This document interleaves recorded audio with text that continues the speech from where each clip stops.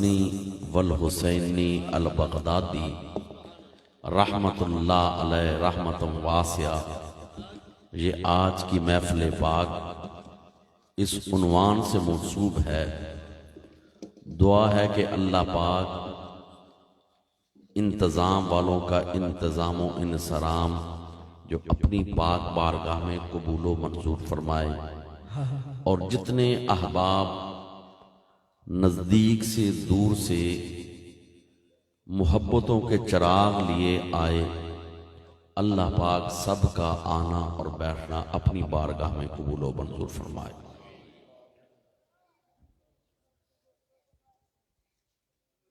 مہینہ یہ چاند کا ربیع الثانی ہے، اور اس میں جگہ جگہ پر غوث سمدانی شہباز لامکانی سیدنا شیخ عبدالقادر جیلانی رحمت اللہ علیہ کے نام پاک سے منسوب جگہ جگہ پر محافل کا انعقاد کیا جاتا ہے۔ تو میں نے آپ احباب کے سامنے اس لیے یہ حصہ سورۃ فاتحہ کا تلاوت کیا کہ اہدنا الصراط المستقیم۔ سورۃ الفاتحہ پہلی سورت ہے، ابتدائے قرآن پاک میں ہے، اور انشاءاللہ ایسے میرا گمان ہے، اور انشاءاللہ میرا گمان سچ ہوگا کہ ہر ایک کو سورۃ فاتحہ تو یاد ہے، اور نماز میں بھی پڑھی جاتی ہے۔ غمی کا موقع ہو جائے وہاں بھی کہتے ہیں فاتحہ شریف پڑھ لو۔ اس کے علاوہ دیگر مقامات میں فاتحہ شریف پڑھی جاتی ہے، لیکن فاتحہ شریف کے فضائل اور اس کی برکات اپنی جگہ پر۔ اس وقت ہم نے ایسے ان کی فضیلتوں کو بیان نہیں کرنا کیونکہ اختصار وقت پیش نظر ہے، 1 بجے تک دعا کا پروگرام ہے تقریباً انشاءاللہ۔ میں نے آپ احباب کے سامنے صرف اس کا آخری حصہ، جس میں ہر بندہ چاہے وہ نماز میں ہے یا نماز سے باہر ہے، ہر بندہ یہ بات اللہ پاک کے حضور کہتا ہے کہ اہدنا الصراط المستقیم، اے اللہ ہمیں چلا دے سیدھے رستے پر۔ ہدایت کا ایک معنی ہے رستہ دکھانا، ایک معنی ہے رستے پر چلانا، لیکن یہاں ترجمہ یہی کیا جائے گا کہ اے اللہ ہمیں سیدھے رستے پر چلا دے۔ سوال یہ ہے کہ سیدھا رستہ کون سا ہے، کیونکہ ہر بندے کا معیار علم، معیار عقل، اس کی سوچ سمجھ مختلف ہو سکتی ہے۔ ممکن ہے کوئی بندہ کہے کہ سیدھا رستہ یہ ہے، کوئی کہے سیدھا رستہ یہ ہے۔ تو قرآن پاک کی کسی آیت کی تفسیر کرنی ہو تو سب سے پہلا ضابطہ یہ ہے کہ قرآن پاک میں غور کیا جائے گا کہ ایک آیت کی تفسیر دوسری جگہ پر ہو رہی ہے کہ نہیں ہو رہی ہے۔ اگر قرآن پاک کی ایک آیت کی تفسیر دوسری جگہ پر ہو جائے تو سب سے بہترین تفسیر وہی شمار ہوگی، یعنی تفسیر القرآن بالقرآن، کہ قرآن کی ایک آیت کی تفسیر دوسری آیت کر رہی ہے۔ اگر پورے قرآن پاک میں کسی جگہ پر قرآن کی آیت کی تفسیر نہ ملے تو دیکھنا پڑے گا کہ پیارے آقا کی احادیث پاک کے ذخیرہ میں جو ہم تک پہنچی ہیں ان میں قرآن کی اس آیت کی تفسیر آئی ہے کہ نہیں۔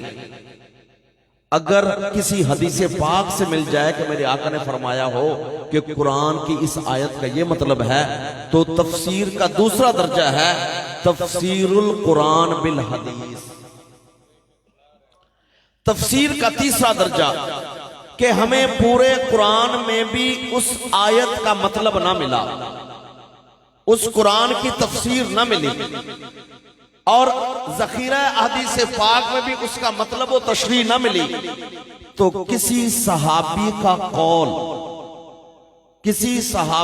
قول اگر مل جائے کہ قرآن کی آیت کی تفسیر یہ ہے تو تفسیر کا تیسرا درجہ یہ شمار ہوتا ہے۔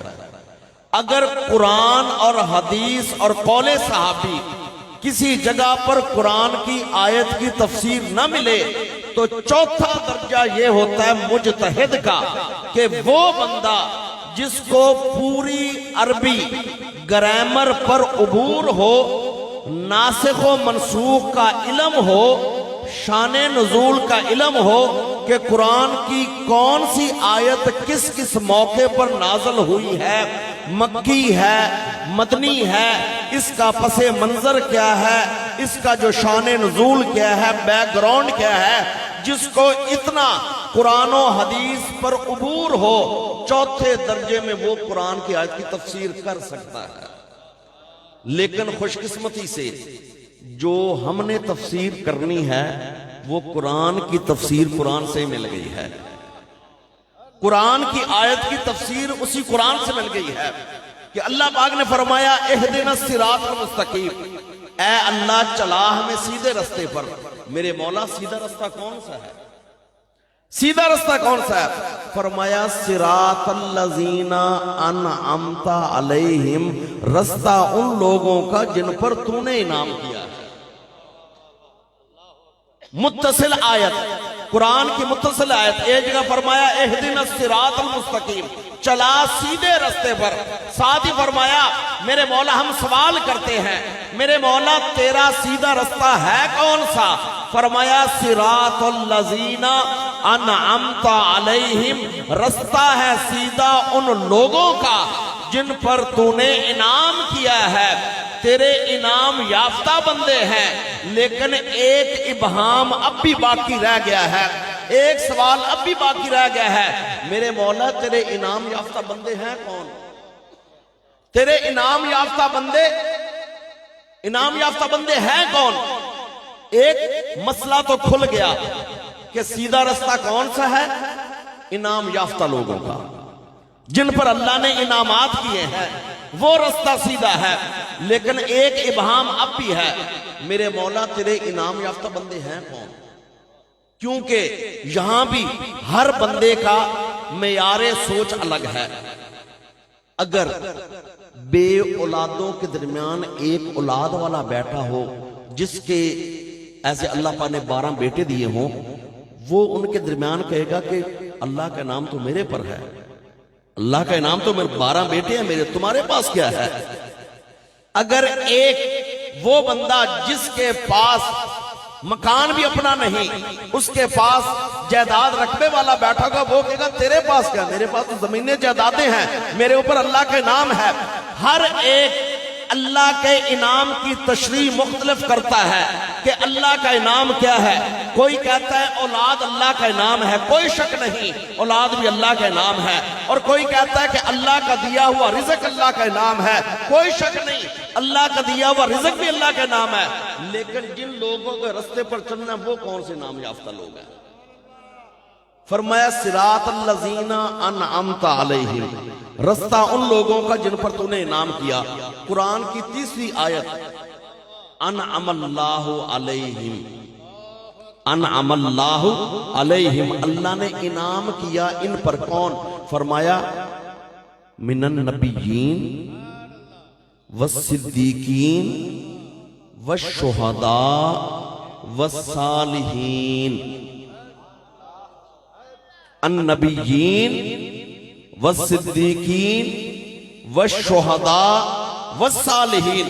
اللہ پاک فرماتے ہیں قرآن کی آیت میں، گویا کہ قرآن کی ایک آیت نے پردہ اٹھا دیا کہ چلا ہمیں سیدھے رستے پر۔ سیدھا رستہ کون سا ہے؟ جن پر اللہ کے انعامات ہیں۔ میرے مولا تیرے انعامات کن پر ہیں؟ فرمایا میرے انعامات نبیوں پر ہیں، صدیقین پر ہیں، شہداء پر ہیں، صالحین پر ہیں، اور آج ہم نے ذکر کرنا ہے صالحین کی جماعت کا۔ سبحان اللہ، اللہ میرے مولا یہ تیرے انعام یافتہ بندے ہیں۔ کون انعام یافتہ بندے؟ فرمایا الصالحین، کہ جو نیک و برگزیدہ پارسا ہو وہ اللہ کے انعام یافتہ بندے ہیں۔ اللہ۔ تو اس حوالے سے اگر ہم یہ کہہ لیں کہ اللہ پاک نے اشارہ دیا ہے کہ شیخ عبد القادر جیلانی کے راستے پر چلو تو یہ کہنا کوئی مشکل و محال نہیں، یا اولیاء کے راستے پر چلو تو اس کے اندر کوئی بود نہیں ہے۔ کیوں؟ اس لیے کہ یہ اللہ پاک کے انعام یافتہ لوگ ہیں، اور انہی ہستیوں کے بارے میں فرمایا ہے کہ رستہ ان لوگوں کا جن پر تو نے انعام کیا ہے۔ اور الصالحین میں، کیونکہ یہ الفاظ لفظ صالح جب اردو میں ترجمہ کیا جائے اس کا ترجمہ ہوتا ہے نیکو پارسا یا برگزیدہ۔ اب ولایت کے جس وقت مرتبے کیے جاتے ہیں، ولایت کے مرتبوں میں غوث، کتب، ابدال، ابرار اور اوتاد، یہ سارے اس کے مرتبے آتے ہیں، لیکن اس وقت تشریح کا وقت نہیں ہے۔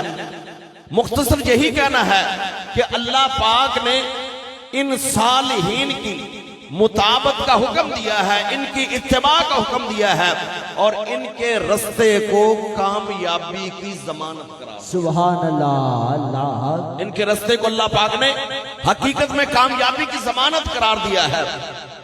جس خطے میں ہم اور آپ زندگی گزار رہے ہیں، اس کا اس وقت تو نام ہے نا اسلامی جمہوریہ پاکستان۔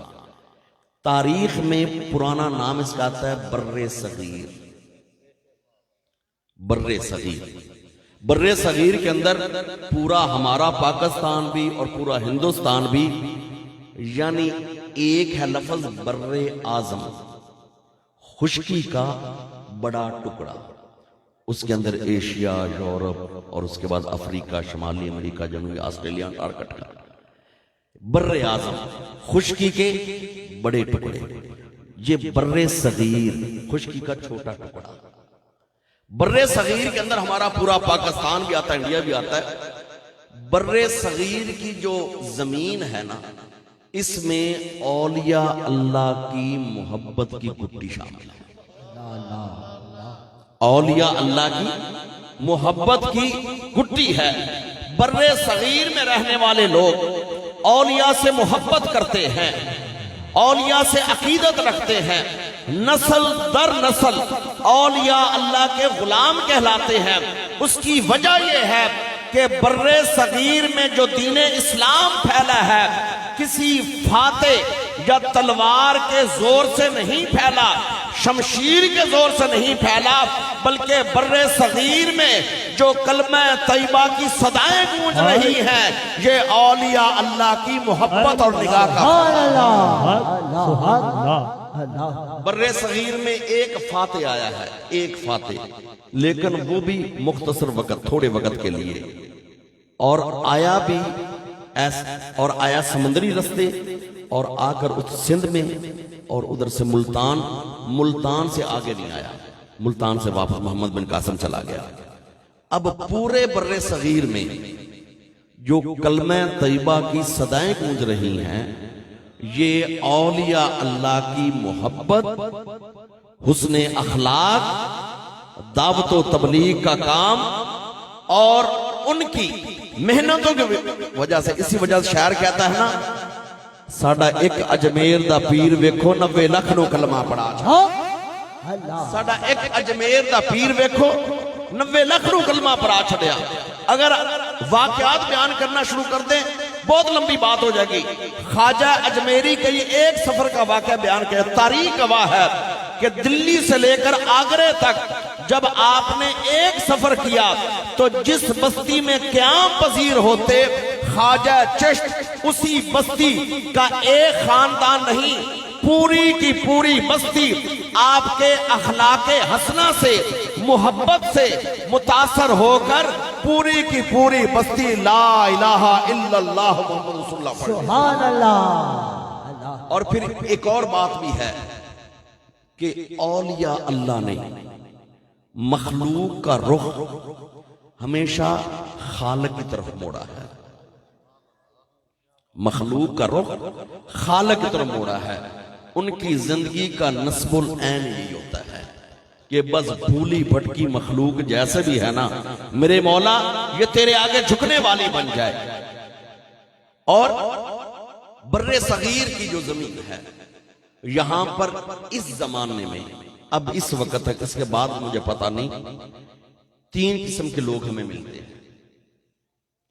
ایک وہ لوگ ملتے ہیں کہ جن کی زبانوں پر اور ان کے بیانات کے اندر اور ایسے ان کے جمعے کے خطبوں میں یہ الفاظ بیان کیے جاتے ہیں کہ ولی ولایت کچھ نہیں، ولی کچھ نہیں کرتے، غوث قطب ابدال داتا خواجہ بابا کچھ نہیں، اور یہ جو کرامتیں کچھ بھی نہیں، یہ کچھ بھی نہیں، یعنی وہ ساری زندگی نفی کرتے کرتے گزار دیتے ہیں۔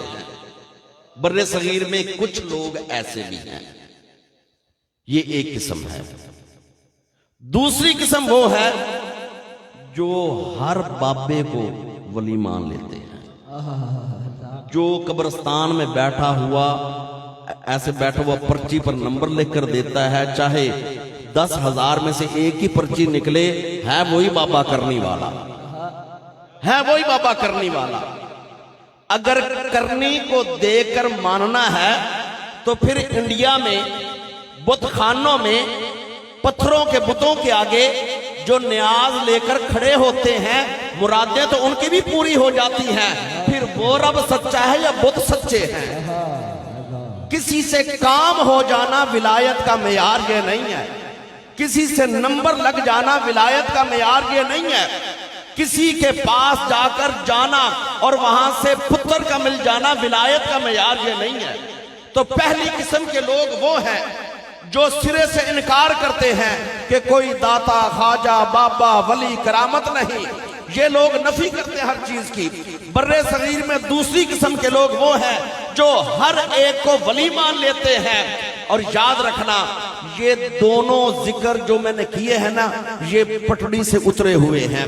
تیسرے، اللہ کا شکر ادا کریں کہ ہم وہ ہیں ولی ان کو مانتے ہیں جن کو رب کا قرآن بھی ولی کہتا ہے، فرمان رسول بھی ولی کہتی ہے۔ ہم ولی ان کو مانتے ہیں جن کی مثالیں وہ لوگ مسجدوں میں دیتے ہیں نا کہ اے ککر شاہ تے بوٹے شاہ، ان کو ولی ہم بھی نہیں مانتے۔ ہم کہتے ہیں اگر مثال دینی ہے تو حضرت سیدنا شیخ عبد القادر جیلانی کی دو، مثال دینی ہے تو حضرت بابا فرید کی دو، مثال اگر دینی ہے جمعے کے خطبے میں تو سلطان باہو کی دو، خواجہ معین الدین چشتی اجمیری کی دو، حضرت مجدد پاک کی دو۔ آپ کی توحید تو منبر پر بولتی ہے، مجدد پاک کی توحید جہانگیر کے دربار میں بولی تھی، شہنشاہ اکبر کے دربار میں بولی تھی۔ آپ کی توحید پر تو ایک بندہ بھی بندوق لے کر آ جائے توحید ختم ہو جائے گی۔ مجدد پاک کی توحید وہ ہے کہ وقت کے بادشاہ نے کہا کہ جس طرح باقی لوگ مجھے سجدہ کرتے ہیں تو بھی اے مجدد مجھے سجدہ کر۔ آپ نے فرمایا سجدہ تو رب تعالیٰ کی ذات کو ہے، اس کے علاوہ سجدہ نہیں ہے۔ تو آگے سے بادشاہ کہتا ہے چلو اگر سجدہ نہیں تو میرے آگے رکوع کی حالت میں ہو جاؤ۔ آپ نے فرمایا رکوع بھی اللہ پاک کی ذات کے لیے ہے۔ بادشاہ کو غصہ آ گیا، غصے میں آ کر کہتا ہے کہ چند دنوں کے بعد میرے محل میں لے کر آنا، اور کمرہ ایسا بنوایا کہ جس کی چھوٹی سی کھڑکی لگوائی، بادشاہ خود اندر بیٹھ گیا اور کہا کہ مجدد الافسانی کو میرے پاس لے کر آؤ۔ اب کھڑکی اتنی چھوٹی تھی کہ جس نے بھی جانا تھا رکوع کی حالت میں جھک کر جانا تھا۔ مجدد پاک نے دیکھا کہ کھڑکی کس مقصد کے لیے بنوائی گئی ہے۔ آپ کھڑکی کے پاس کھڑے ہوئے، پہلے اپنی ٹانگیں اندر داخل کی، پھر اپنا سینہ سر آگے جا کر کھڑے ہو گئے۔ فرمایا یہ سر کسی کے آگے جھک نہیں سکتا۔ تو اس لیے پہلی قسم کے لوگ وہ ہیں جو ولی ولایت کا سرے سے انکار کرتے ہیں۔ ہر وقت ان کے اسٹیکر دیکھ لیں، پوسٹر دیکھ لیں، اس کے اوپر الفاظ یہ لکھے ہوتے ہیں کہ کوئی داتا خواجہ بابا نہیں۔ یہ لوگ بھی پٹری سے اتر گئے ہیں۔ دوسرے وہ لوگ جو ہر ایک کو جہاں سے کام ہو جائے ولی مان لیتے ہیں، یہ لوگ بھی پٹری سے اتر گئے۔ تیسرے شکر الحمدللہ یہ عاشقان مصطفیٰ ہیں کہ ان کو ولی مانتے ہیں جن کو رب کا قرآن بھی ولی کہتا ہے، فرمان رسول بھی ولی کہتا ہے۔ سبحان اللہ اللہ۔ اور وہ کون ہستیاں؟ وہ کون ہستیاں جن کے بارے میں قرآن کی آیات الا ان اولیاء اللہ لا خوف علیہم ولا هم يحزنون الذین آمنوا وكانوا يتقون لهم البشرى فی الحیات الدنیا وفی الآخرہ لا تبدیل لکلمات اللہ ذالک هو الفوز العظیم۔ اللہ پاک نے فرمایا قرآن حکیم میں، غور سے سن لو، الا ان بے شک اولیاء اللہ جو اللہ کے ولی ہیں، لا خوف علیہم ولا هم یحزنون، نہ ان پر خوف ہے نہ ان پر حزن ہے۔ یہ خوف اور حزن، غم، دو الگ الگ زمانوں کی طرف ہوتا ہے۔ جو وقت گزر جائے اس پر غم کیا جاتا ہے، اور آنے والے کسی چیز کا خدشہ ہو تو اس پر خوف ہوتا ہے۔ اللہ پاک نے فرمایا جو میرے ولی ہیں، لا خوف علیہم ولا هم یحزنون، نہ ان پر کوئی خوف نہ ان پر کوئی غم۔ فرمایا الذین آمنوا وکانوا یتقون، ان کی نشانی یہ ہے، الذین وہ لوگ، آمنو جن کا ایمان بھی کامل، وکانوا یتقون اور ان کا تقوی بھی کامل۔ اولیاء اللہ کی نشانیاں جو بتائی گئی قرآن حکیم میں، فرمایا الذین آمنوا وکانوا یتقون، ایمان بھی کامل، تقوی بھی کامل۔ ایمان کے جو ہے نا 100 سے زیادہ شعبے، لیکن ایمان کہاں پر کامل ہوتا ہے؟ ایمان کامل کہاں پر ہوتا ہے؟ تکمیل ایمان۔ میرے آقا نے فرمایا لا یؤمن احدکم، لا یؤمن احدکم، فرمایا کوئی بندہ کامل الایمان نہیں ہو سکتا حتی اکون احب الیہ، یہاں تک کہ اس کے دل میں آ جائے میری محبت، من والدہ، اپنے والدین سے زیادہ، وولدہ، اپنی اولاد سے زیادہ، والناس اجمعین، پوری کائنات سے زیادہ۔ جب محبت کا مرکز و محور آقا صلی اللہ علیہ وسلم کی ذات پاک ہو جائے گی، بندہ کامل الایمان ہو جائے گا۔ اور اللہ پاک کا قرآن کہتا ہے کہ اولیاء اللہ کی نشانی یہ ہے کہ الذین آمنوا وکانوا یتقون، ان کا ایمان بھی کامل ہوگا، ان کا تقوی بھی کامل ہوگا۔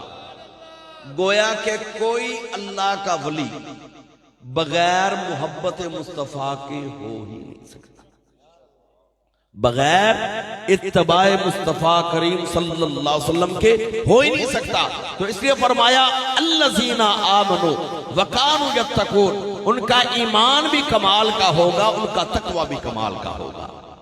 اور آگے فرمایا لہم البشری، ان کے لیے خوشخبری ہے، لہم البشری، ان کے لیے بشارت ہے، فی الحیات الدنیا، دنیاوی زندگی میں بھی، وفی الآخرہ، آخرت میں بھی بشارت ہے۔ آگے فرمایا لا تبدیل لکلمات اللہ، اللہ کے کلمات میں تبدیلی نہیں ہوتی، اللہ کے کلمات میں کوئی تبدیلی نہیں ہوتی۔ لا تبدیل لکلمات اللہ، اللہ کے کلمات میں تبدیلی نہیں۔ ذالک هو الفوز العظیم، فرمایا یہی سب سے بڑی کامیابی ہے کہ جس کو اللہ پاک ایمان اور تقوی کی دولت عطا فرما دے، پھر اس پر استقامت عطا فرما دے۔ فرمایا ذالک هو الفوز العظیم، سب سے بڑی کامیابی یہ ہے۔ اولیاء اللہ کا ذکر بھی قرآن میں، نشانیاں بھی قرآن میں۔ ایک اور سوال، کیا اولیاء اللہ کی کرامتوں کا ذکر بھی قرآن میں ہے؟ بالکل ہے، بالکل ہے، کرامت کا ذکر بھی ہے۔ ایسی کرامت کا ذکر کہ کرامت ہوتی وہ ہے، معجزہ اور کرامت ایسا کام جو معمول میں نہ ہوتا ہو، عام طور پر ایسا کام نہ ہوتا ہو، جب وہ اللہ کے نبی سے ایسا کام صادر ہو جائے وہ معجزہ کہلاتا ہے۔ جو غیر نبی سے، متبع شریعت سے ایسا کام صادر ہو جائے اس کو کرامت کہا جاتا ہے۔ اور معجزہ اور کرامت کبھی بھی اگر سوچا جائے نا کہ میری عقل میں آئے تو میں مانوں. معجزہ اور کرامت ہمیشہ عقل کے معیار سے بہت بلند ہوتا ہے. اس کی وجہ یہ ہے کہ اللہ پاک نے ہر ایک چیز کی ایک ڈیوٹی لگائی ہے. آنکھ کا کام ہے دیکھنا، آنکھ دیکھنے کا کام دیتی ہے، سننے کا نہیں. یہ کانوں کا حصہ اللہ پاک نے اندر آلات لگائے ہیں، یہ سننے کا کام دیتے ہیں، دیکھنے کا نہیں. یہ ناک والا حصہ سونگنے کا کام دیتا ہے، یہ چکھنے کا نہیں. زبان چیز رکھی جائے گی اس کے اوپر ذائقہ پتا چلے گا، لیکن زبان کے اندر یہ کہ دوسری طاقت نہیں. پتا چلا کہ آنکھ، کان، ناک، زبان ہے سارا گوشت، یہ بھی گوشت، ادھر بھی انسانی گوشت، یہ بھی انسانی گوشت، لیکن ہر ایک کی اپنی ڈیوٹی ہے. لیکن یہ اپنی ڈیوٹی کرتے ہیں ماتحت عقل کے رہ کر. جب آنکھ کا نور اور لائٹ کسی چیز پر فوکس ہوتی ہے تو ایک فوراً میسج جاتا ہے عقل کی طرف کہ رنگ سبز ہے یا سرخ. آگے سے جو جواب آتا ہے وہ جواب اس حصے کا نہیں ہے. جو جواب آتا ہے نا سبز ہے یا سرخ، وہ جواب اس حصے کا نہیں، جواب اس حصے کا ہے کہ کہہ دے رنگ سبز ہے. کوئی چیز جس وقت ناک کے قریب کی جاتی ہے، میسج جاتا ہے عقل کو کہ گلاب کی خوشبو ہے یا چنبیلی کی. یہ جواب اس کا نہیں ہے، جواب ادھر سے آتا ہے کہ کہہ دو گلاب کی خوشبو ہے. کوئی زبان کے اوپر تھوڑی سی چیز رکھی جاتی ہے تو ایک میسج عقل کو جاتا ہے کہ ذائقہ میٹھا ہے، نمکین ہے، کیسا ہے. تو یہ جو جواب ہے نا کہ اے چاول مٹھے نا علامہ صاحب، اے جواب زبان دا نہیں ہے، یہ اصل میں ریپلائی ادھر سے آ رہا ہے. پتا چلا کہ میسج عقل کو جاتے ہیں، ریپلائی عقل کرتی ہے. تو یاد رکھیے کہ یہ عقل بھی کل نہیں ہے، رئیس ہے، لیکن ان قوتوں کی رئیس ہے. جہاں پر عقل کے گھوڑوں کی دوڑ کر انتہا ہو جاتی ہے، وہاں سے مقام نبوت و ولایت کی ابتدا ہو.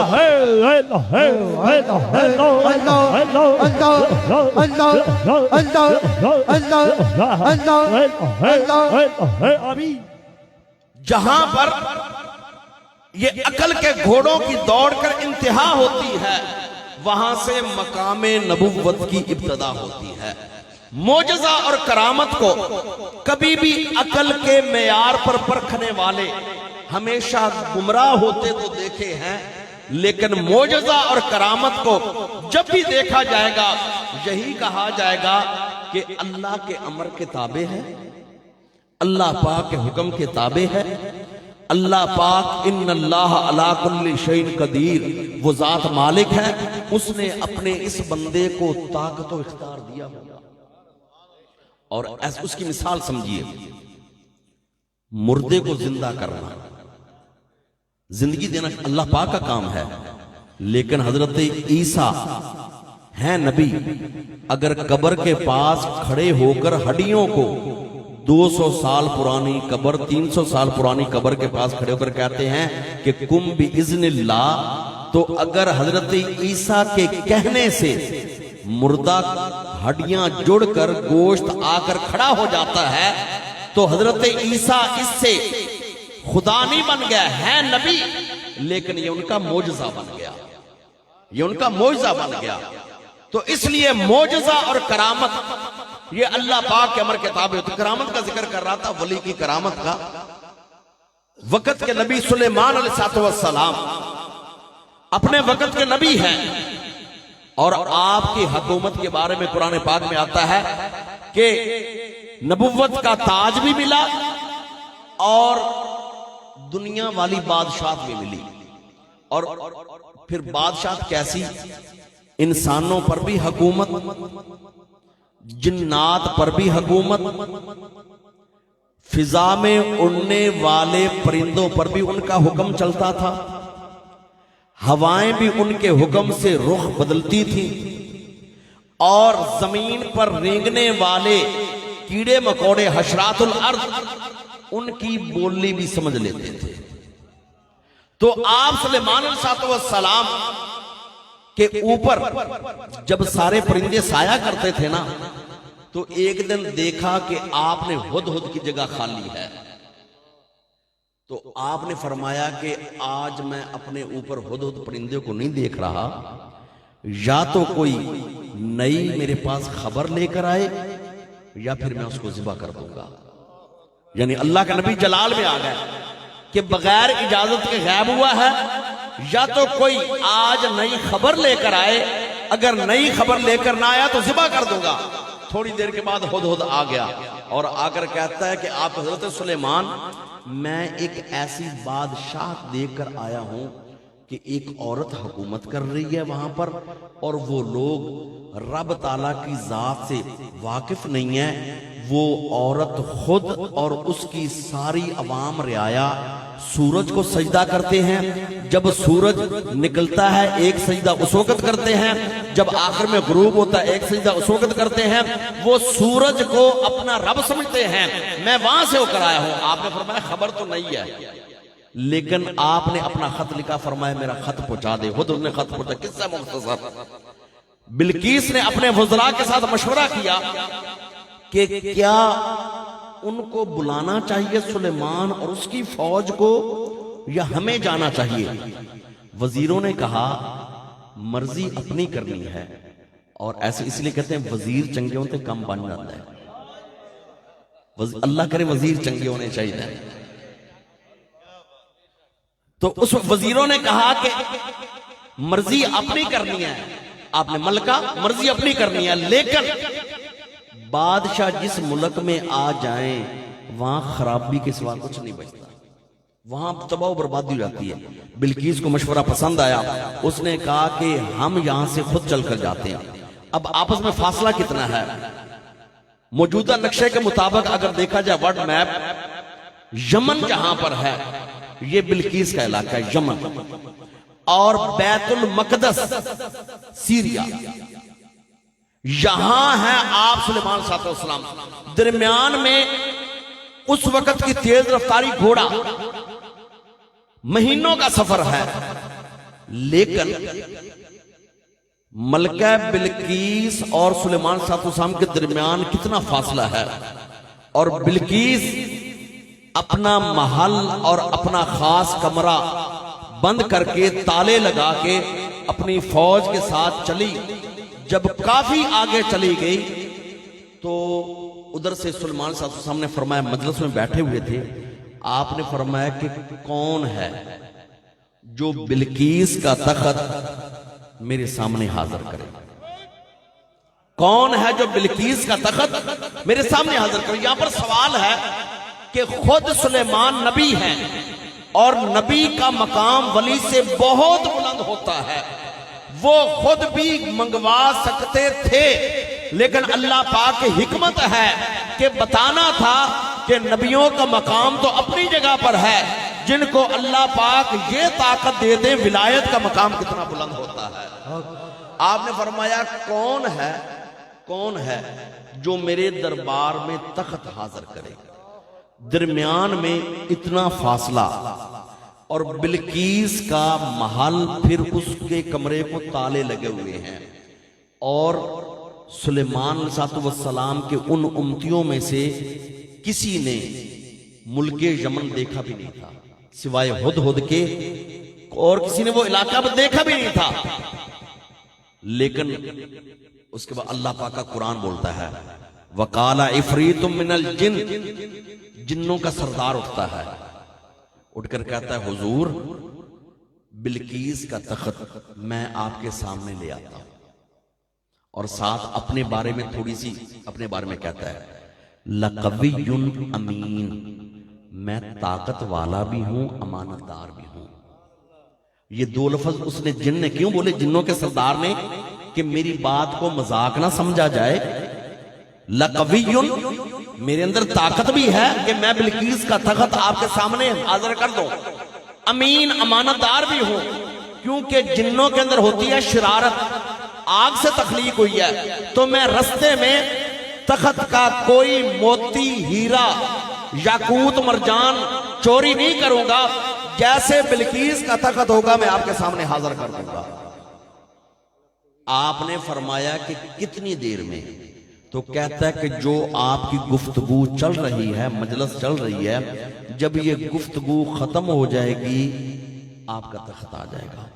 حالانکہ بڑا تیر مارا اس نے کہ کتنا فاصلہ درمیان میں، اور ملک یمن کو کسی انسان نے دیکھا بھی نہیں ابھی تک. لیکن سلیمان صاحب سے فرمایا مجھے تخت اس سے بھی پہلے چاہیے، مجھے تخت اس سے بھی پہلے چاہیے.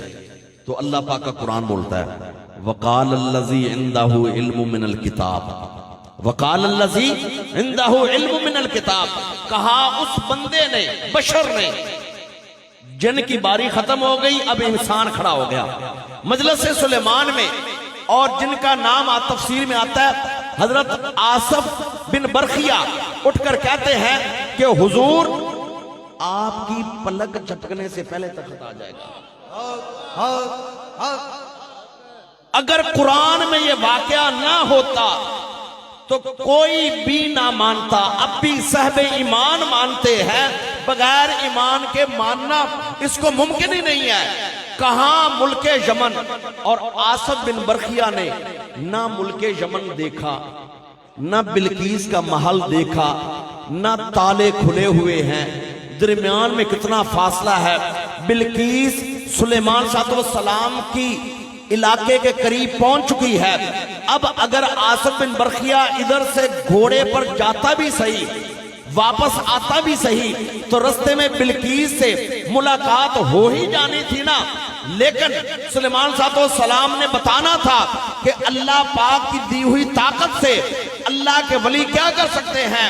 تو آپ نے فرمایا کہ کتنی دیر میں آئے گا تخت؟ اس نے کہا حضور آپ کی پلک جھپکنے سے پہلے. اور ایک سیکنڈ میں 3 دفعہ تو پلک جھپک لیتا ہے نا بندہ، ایک سیکنڈ میں 3 دفعہ پلک جھپک لیتا ہے.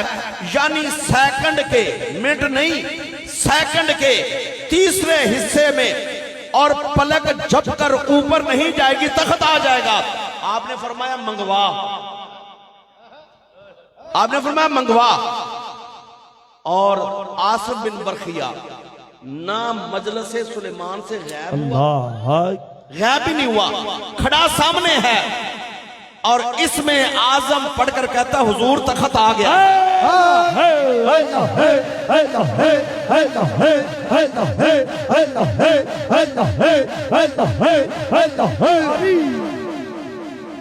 سلیمان صاحب السلام کی پلک جھپکنے سے پہلے اوپر والا حصہ نیچے لگ کر واپس نہیں گیا تھا، تخت آ گیا، تخت آ گیا. جب سلیمان صاحب السلام نے دیکھا نا تخت، آپ نے وہ الفاظ بولے جو اللہ پاک کو بھی پسند آئے. اور آج ہم لوگ ایسا مکان بناتے ہیں نا تو اس کے اوپر بھی لکھتے ہیں اللہ کرے مکان ہو حلال کمائی کا.